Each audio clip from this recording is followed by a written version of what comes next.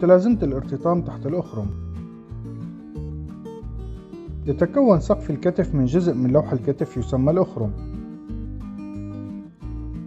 يمر وتر الكفة المديرة عبر مساحة ضيقة أعلى الكتف وأسفل الأخرم تعرف باسم الحيز تحت الأخرم.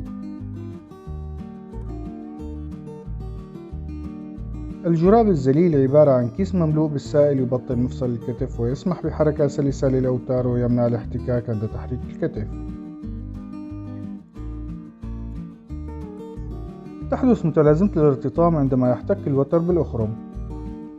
بدون علاج يصبح الجراب الذليل متهيجا وملتهبا، وقد تتآكل أو تتمزق أوتار الكفة المديرة مما يؤدي إلى تفاقم الألم وضعف وصعوبة في رفع أو استخدام الكتف. الأسباب: أي نشاط يتطلب رفع الذراع فوق مستوى الكتف بشكل متكرر قد يعرضك لخطر الإصابة بمتلازمة الارتطام كالسباحة أو التنس.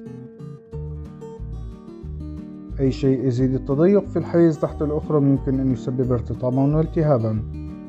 يمكن أن تكون هذه الأسباب عبارة عن بنى عظمية مثل المناقير تحت الأخرم أو المناقير العظمية المفصلية في المفصل الأخرمي الترقوي. يمكن أن يكون السبب تسمك أو تكلس الرباط الغرابي الأخرمي. التباينات التشريحية الطبيعية للأخرم يمكن أن تسبب الارتطام. يمكن رؤية 3 أنواع مختلفة في الصور الشعاعية.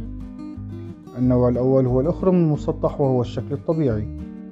النوع الثاني أكثر تقعرا وانحناء.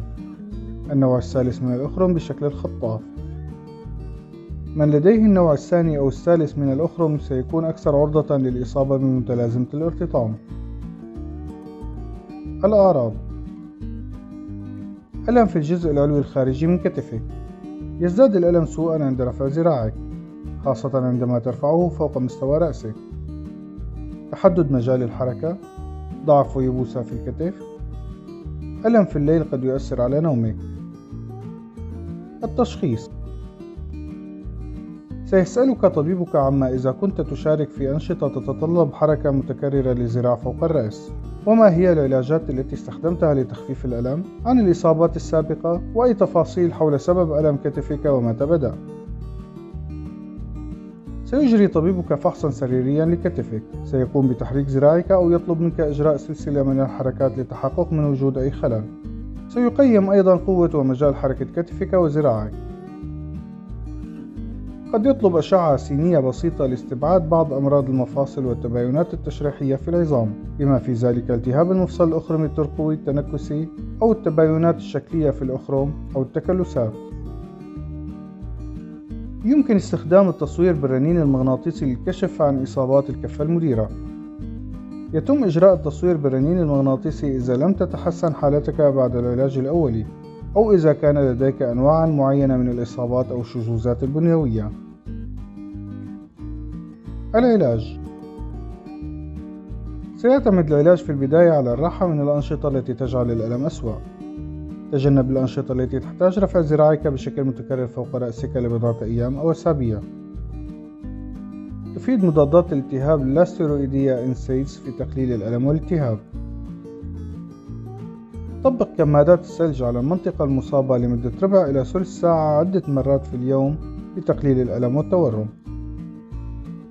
أهم علاج لمتلازمة الارتطام هو العلاج الطبيعي، والذي يستخدم تمارين لطيفة لاستعادة القوة ومجال الحركة. من الأفضل ألا تستخدم الوشاح المعلق للذراع، لكن يمكن أن يعمل الوشاح كنوع من أنواع التسكير لإراحة ذراعك وعدم القيام بالكثير من الجهد. يمكن استخدام حقن الكورتيزون لعلاج متلازمة الارتطام الغير مستجيبة للعلاج، ويقتصر العدد الإجمالي للحقن بشكل عام على 3 بسبب الآثار الجانبية المحتملة للكورتيزون. عادة ما تستغرق متلازمة الارتطام حوالي 3 إلى 6 أشهر للشفاء التام، وقد تستغرق الحالات الشديدة ما يصل إلى العام. في كل الأحوال يمكنك البدء في العودة إلى أنشطتك الطبيعية في غضون 2 إلى 4 أسابيع. إذا تمت تجربة العلاجات المحافظة لمدة 3 إلى 6 أشهر على الأقل دون تحسن الأعراض، فيمكن التفكير في إجراء جراحي يسمى تخفيف الضغط تحت الأخرم. سيقوم طبيبك بإزالة الجراب الذليل الملتهب، ويمكنه أيضا إجراء عملية تصنيع الأخرم، حيث يتم عادة تجذيب الجانب السفلي من الأخرم وإزالة الرباط الغرابي الأخرمي لخلق مساحة أكبر لوتر الكفة المديرة. قد يعالج الجراح أيضا الحالات الأخرى الموجودة في الكتف وقت الجراحة، يشمل ذلك تنكس المفصل الأخرمي الترقوي أو تمزقات الكفة المديرة. إعادة التأهيل بعد الجراحة. نظرا لأن إزالة الضغط تحت الأخرم غالبا ما يكون جزءا من إجراء جراحي آخر كإصلاح الكفة المديرة أو جراحة إصلاح شفة الحق، فقد تكون إعادة التأهيل متباينة جدا في ظل هذه الظروف، لذلك يجب على أي مريض مناقشة إعادة التأهيل مع جراحه. بعد إزالة الضغط تحت الأخرم سوف توضع على وشاح معلق بوضعية التبعيد لمدة أسبوعين أثناء النهار وعند النوم ليلا. العلاج الطبيعي بعد الجراحة أمر بالغ الأهمية لتحقيق الشفاء، ويبدأ مباشرة بعد العملية لمدة 6 إلى 8 أسابيع تقريبا. قد يستغرق الأمر ما يصل إلى أسبوعين قبل أن تصبح الزراعة قوية بما يكفي للقيادة بأمان. يمكن لمعظم الناس العودة إلى العمل المكتبي بعد 3 إلى 5 أيام من الجراحة.